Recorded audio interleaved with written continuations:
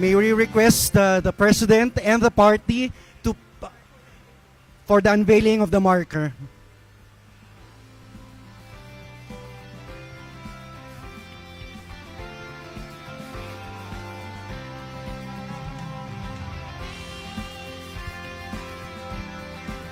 At the count of 3, Mr. President.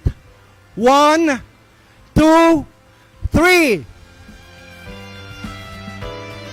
The marker reads as follows: Inauguration of the Angat Water Transmission Improvement Project, Tunnel Number 5. Inaugurated by His Excellency Ferdinand R. Marcos Jr., President of the Republic of the Philippines, Bigte Basin, Norzagaray, Bulacan, 28 November 2025.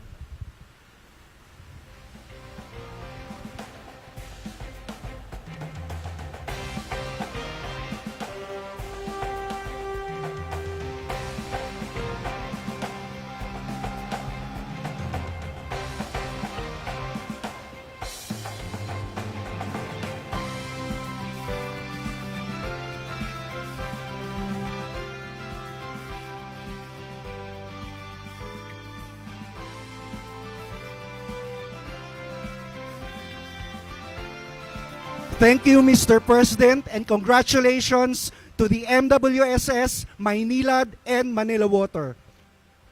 At this point, may we invite the President and other guests to proceed to the main program venue.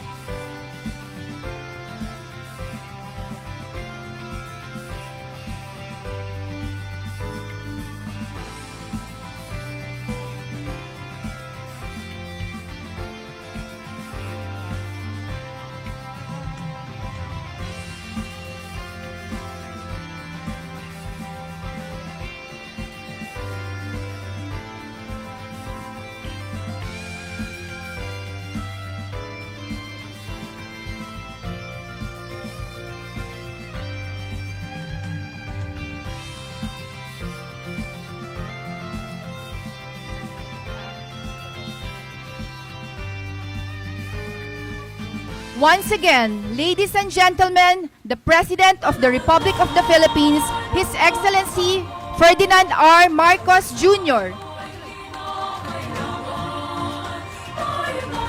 Please remain standing for the national anthem, followed by the invocation. Bayang magiliw, perlas ng silanganan, hanap ng puso, sa dibdib mo'y buhay. Lupang iniang, duyan ka ng magiting. Sa manlulupi, di ka masisingil. Sa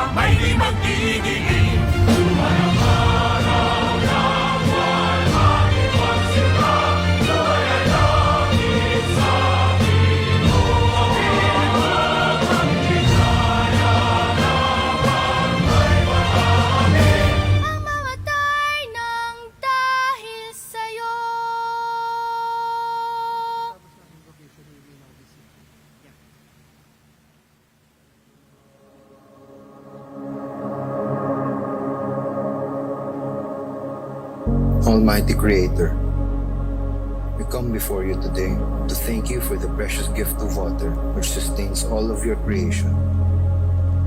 We lift up the AWTIP Tunnel number 5 to you and ask for your guidance and protection over its operation. We thank you for the vision and the resources you have provided to begin this important work. As one of MWSS water security pillars, may this project be a source of life, health, and dignity for the communities it intends to serve. We thank you for granting wisdom and integrity to the engineers, contractors, the concessionaires, public servants, and workers on the ground as they completed this project efficiently and safely. Instill in the community a spirit of responsible stewardship so that we may maintain it well and protect this vital resource you have entrusted to us.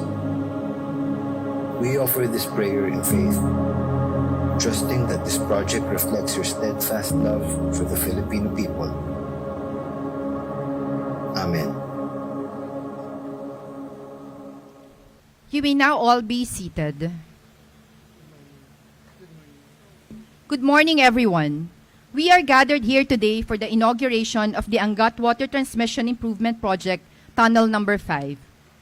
To formally begin our program, may we call on the Administrator of the Metropolitan Waterworks and Sewerage System, Engineer Leonor Cleofas, to give her welcome remarks.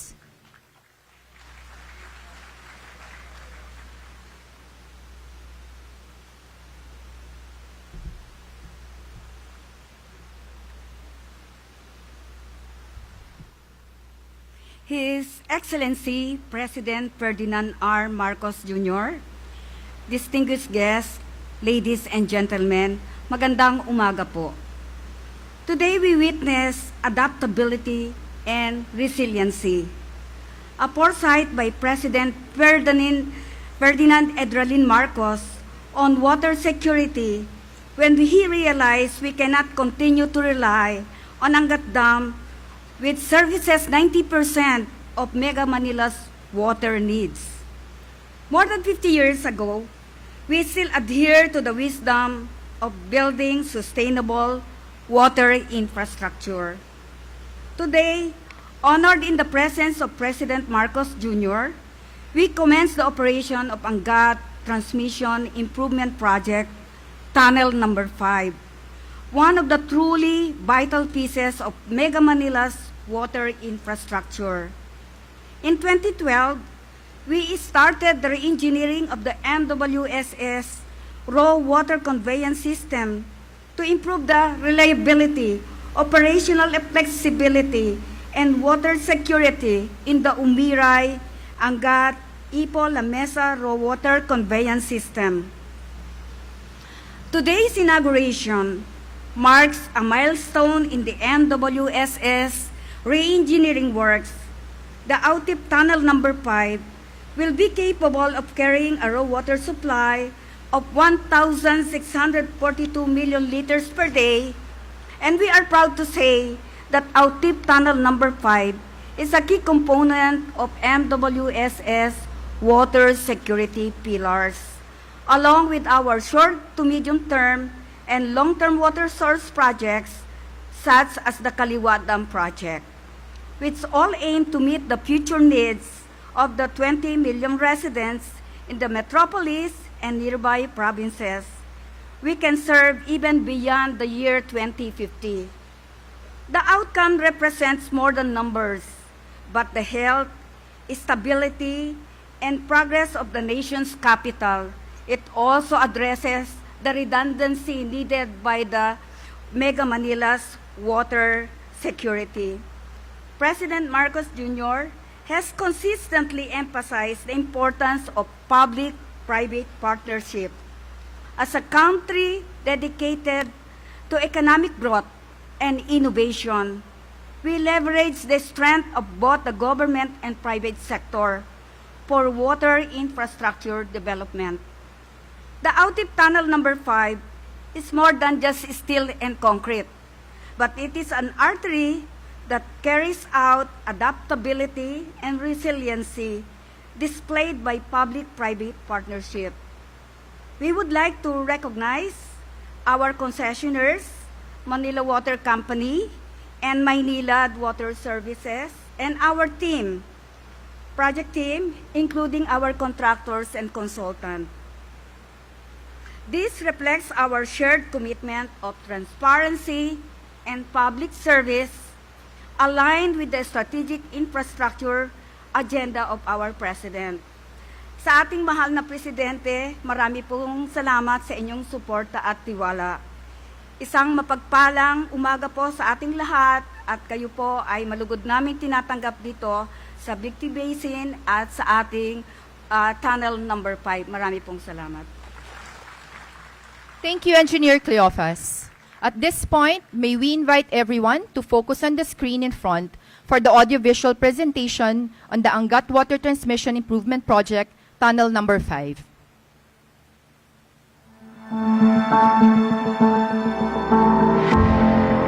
For over 20 million Filipinos across Metro Manila, Rizal, Cavite, and Bulacan, water flows through their lives every single day.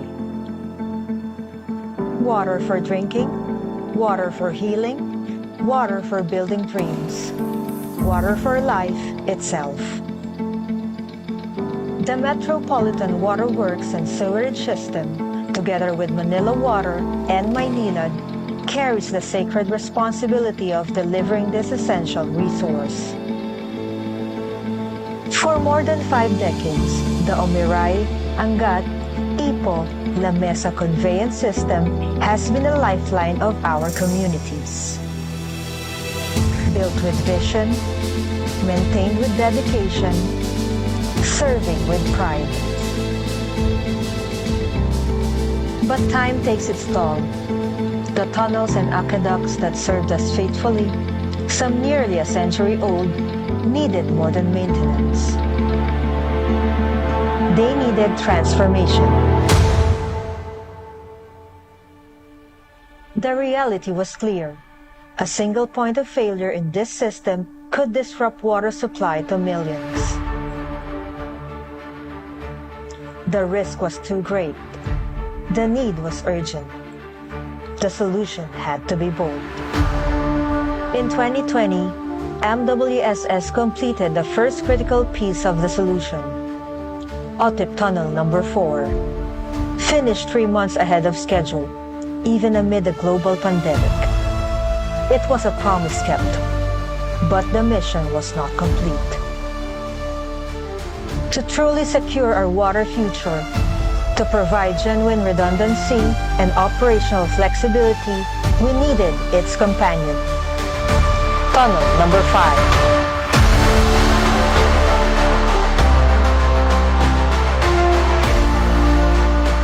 Massive tunnel boring machine designed to carve through mountains with precision began its methodical journey. 4.3 meters in diameter, 6.43 kilometers long. In June 2024, the TBM emerged, completing the excavation that connected Ipo to Bigte. But this project was always about more than infrastructure. The Dumagat indigenous communities of Norzagaray opened their lands and became partners in progress. Local residents found employment and opportunity. Tribal halls and bunk houses were built. Educational assistance was provided. Today, we stand at the culmination of vision, engineering, and perseverance. AWTIP Tunnel Number 5 is complete. A climate-resistant, seismically sound tunnel capable of conveying 19 cubic meters per second, 1,642 million liters of raw water every day, built to withstand the big one, designed to serve 4 generations. This is AWTIP Tunnel Number 5. This is water security. This is public service. And this is our promise to you. Today, tomorrow, and for generations to come.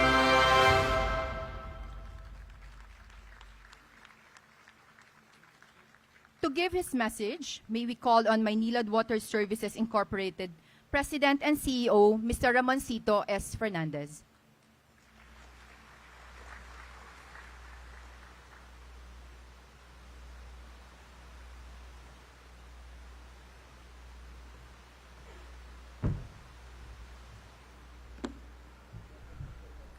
His Excellency President Ferdinand R. Marcos Jr., distinguished guests, my co-stewards for Mega Manila's water security, ladies and gentlemen, magandang umaga po. Tunnel 5 will strengthen the operational flexibility of Metro Manila's raw water conveyance system, and it will move us closer to the MWSS long-term water security plan. Maynilad served as the lead implementer of Tunnel 5, delivering the project ahead of time and within budget, a strong testament of our coordination with all the teams involved. To MWSS and to our CPF team, our contractors and consultants, and to Maynilad project team, congratulations again. I'd like to end by thanking our President for the priority focus that is being given to the sustainable water solutions for not only Metro Manila, but for the entire country. Again, maraming salamat po, Mr. President, and congratulations again to everyone. Thank you, Mr. Fernandez. May we also invite on stage the President and CEO of the Manila Water Company Incorporated, Mr. Jose Victor Emmanuel A. de Dios, for his message.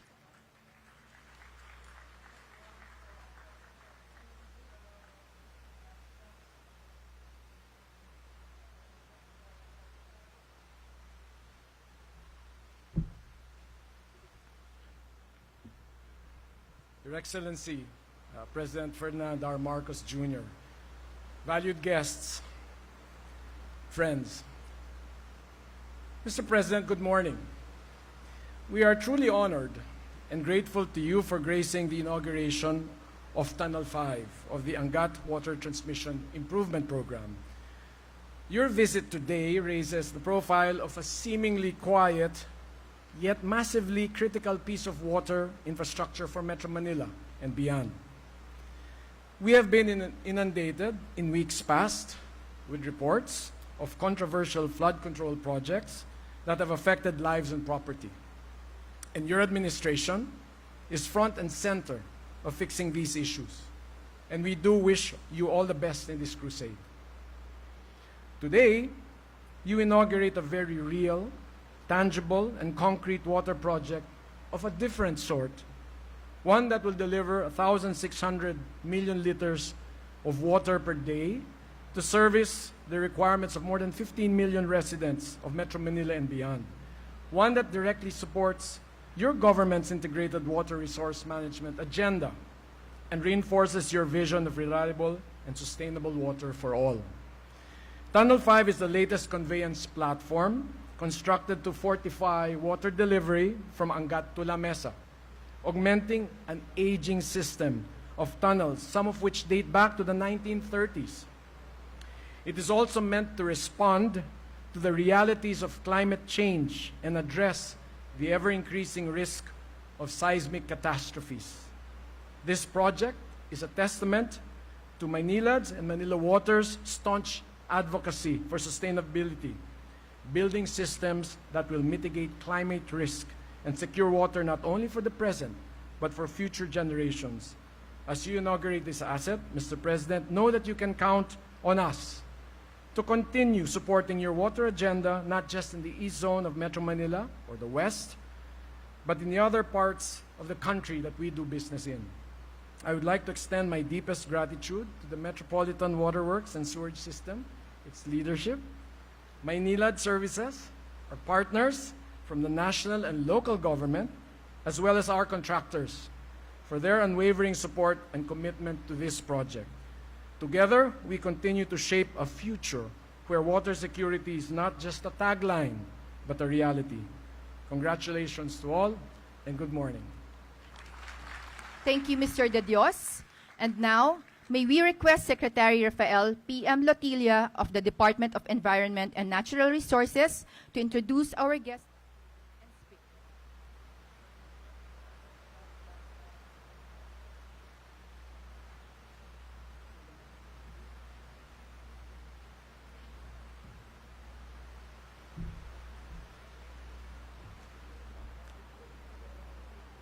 Ladies and gentlemen, the President of the Republic of the Philippines, His Excellency Ferdinand Romualdez Marcos Jr.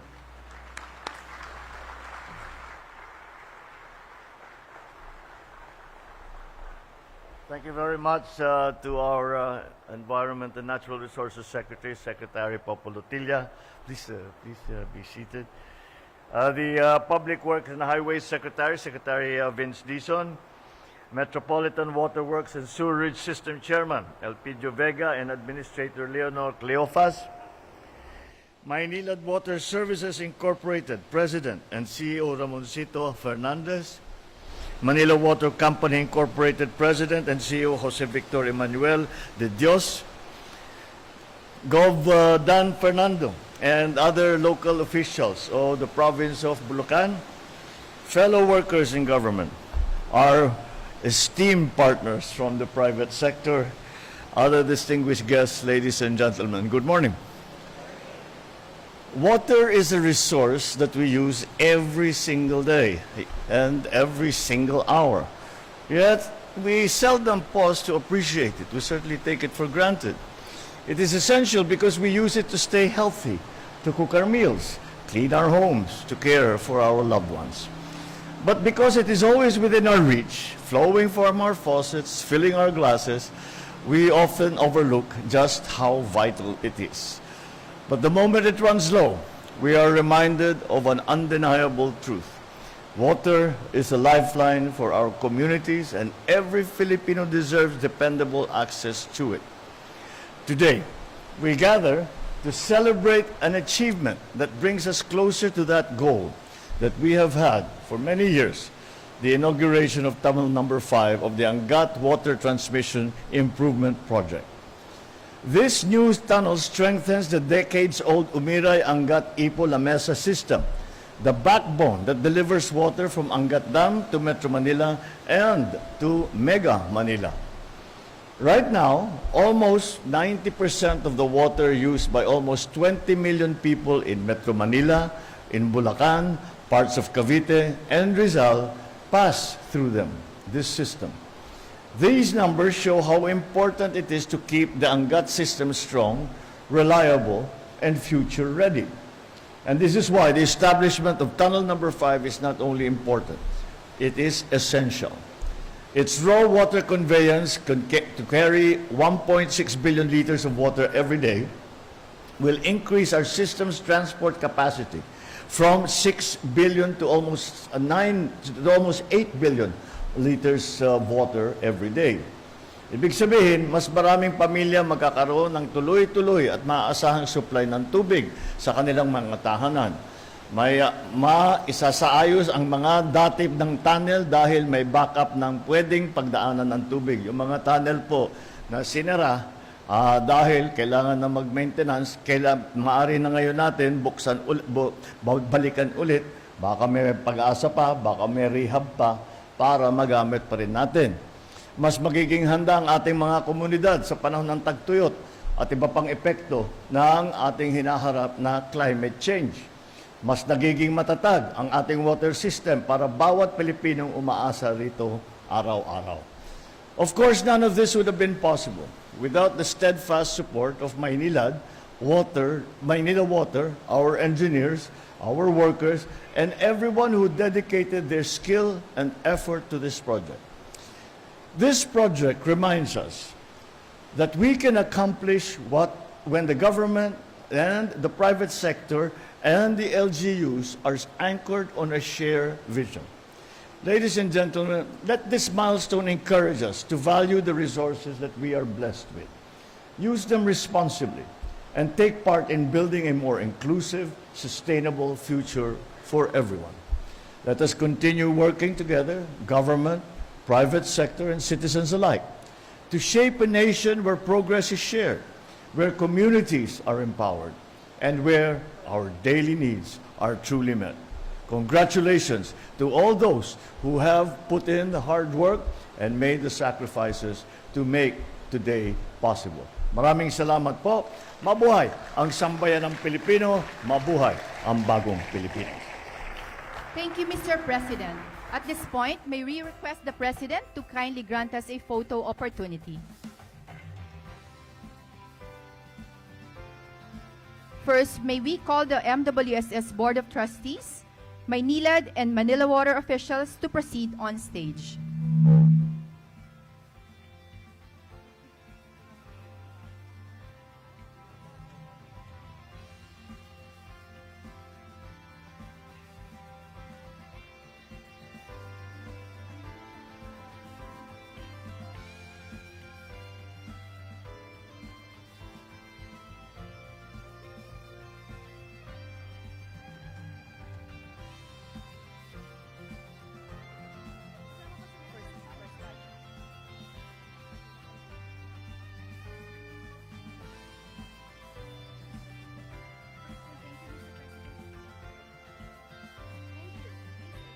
Thank you, Mr. President. Please exit to your right.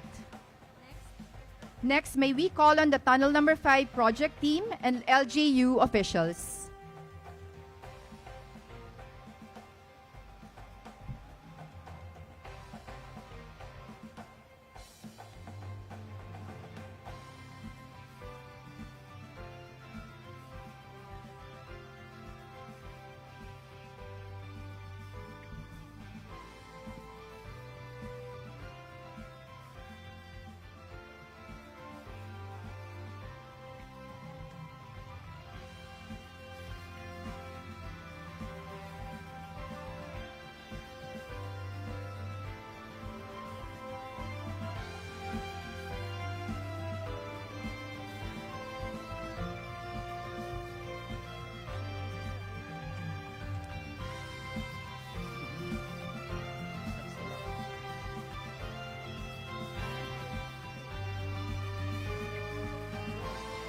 Thank you. Please exit to your right. Thank you, Mr. President, for granting us a photo opportunity.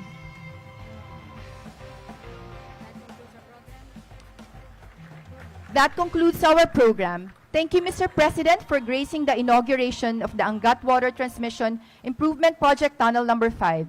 Congratulations once again to those who contributed in making this milestone possible. Once again, ladies and